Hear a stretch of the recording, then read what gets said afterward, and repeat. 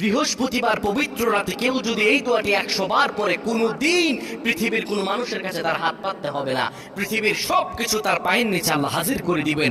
দারিদ্রতা থেকে মুক্তি দান করবেন, বিপদ আপদ থেকে মুক্তি দান করবেন, তার সম্মানকে সুউচ্চতা দান করবেন, অসুস্থতা থেকে দূরে রাখবেন। আল্লাহর অশেষ দয়া ও রহম তাকে দান করে দিবেন। সুবহানাল্লাহ। বৃহস্পতিবার রাত এটি গুরুত্বপূর্ণ রাত। এই রাত সপ্তাহে একদিন আসে। আরবিতে রাত আগে আসে, দিন পরে আসে। সুতরাং বৃহস্পতিবারের যে দিন গিয়ে রাত, এটি বৃহস্পতিবার রাত নয়, এটি শুক্রবারের রাত, এটি জুমাবারের রাত, এটি দোয়া কবুলের রাত, আল্লাহর কাছাকাছি হওয়ার রাত। সুবহানাল্লাহ। এই বৃহস্পতিবার রাত আল্লাহ তাআলা বান্দার দোয়া কবুল করেন। কেউ যদি বৃহস্পতিবার রাতে ঈশা নামাজের পরে পবিত্র হয়ে ইয়া হাইয়ু ইয়া হাইয়ু ইয়া হাইয়ু ইয়া রফিয়ু ইয়া রফিয়ু ইয়া রফিয়ু এই দোয়াগুলো পড়তে পারে 100 বার, আল্লাহ রাব্বুল আলামিন